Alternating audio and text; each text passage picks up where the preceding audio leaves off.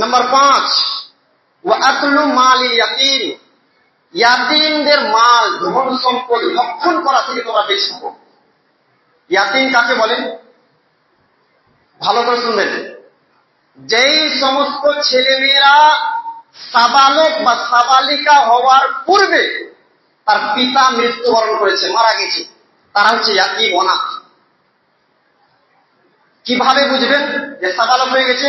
ছেলেদের ক্ষেত্রে একবার যদি স্বপ্নদোষ হয়ে যায় সে আর ইয়াতীম নয়, সে বালেগ হয়ে গেছে, সে আর ইয়াতীম নয়। মেয়েদের ক্ষেত্রে একবার যদি মাসিক হয়ে যায় তাহলে সে আর ইয়াতীম থাকে না। মনে রাখবেন যে মায়ের কারণে ছেলে মেয়ে ইয়াতীম হয় না।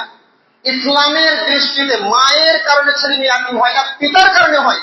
সাবালক বা সাবালিকা হওয়ার পূর্বে যদি বাপ মারা যায়, পিতা মারা যায়, মৃত্যুবরণ করে, তাহলে তারা ইয়াতীম অনাথ।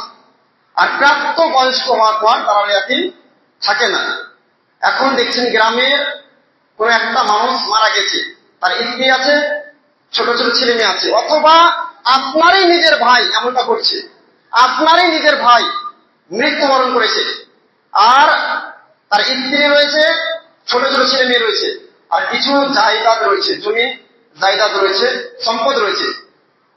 তো এই সুযোগ পেয়েছে যে তার তো স্বামী নাই, সেই ছেলেগুলো বাপ নাই, তাদের দেখাশোনার জন্য কেউ নাই। এখন আপনি এই সুযোগে ছক্কা মারতে চাইছেন, তাদের সম্পদগুলো আপনি হারাপ করে নিতে চাচ্ছেন, সেগুলো দখল করে নিতে চাচ্ছেন। মনে রাখবেন, ইয়াতীমদের মাল অন্যায়ভাবে যদি আপনি ভক্ষণ করেন, ইয়াতীমদের মাল ধন সম্পদ যদি অন্যায়ভাবে দখল করে নেন, হারাপ করে নেন, জুলুম অন্যায় অত্যাচার করে, শক্তি দেখিয়ে, পাওয়ার দেখিয়ে, তাহলে আল্লাহ সুবহানাহু ওয়া তাআলা বলছেন, আল্লাহ সুবহানাহু ওয়া তাআলা বলছেন, এই আয়াতটি এখানে রয়েছে সূরা নিসার 10 নম্বর আয়াত, সূরা নিসার 10 নম্বর আয়াত, ইন্নাল্লাযীনা ইয়াকুলুনা আমওয়ালাল ইয়াতামা যুলমান, অবশ্যই যারা ইয়াতীমদের মাল অন্যায়ভাবে ভক্ষণ করে, অন্যায়ভাবে গ্রাস করে, ইন্নামা ইয়াকুলুনা ফী বুতুনিহিম নারা, তারা অবশ্যই নিজেদের পেটে আগুন ভক্ষণ করে।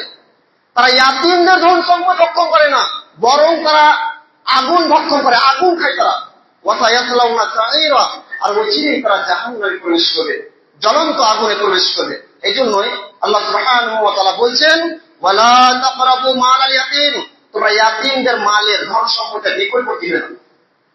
আল্লাহ বললেন না যে তোমরা ইয়াতীমদের ধন সম্পদ ভক্ষণ করো না, এটা আল্লাহ বললেন না।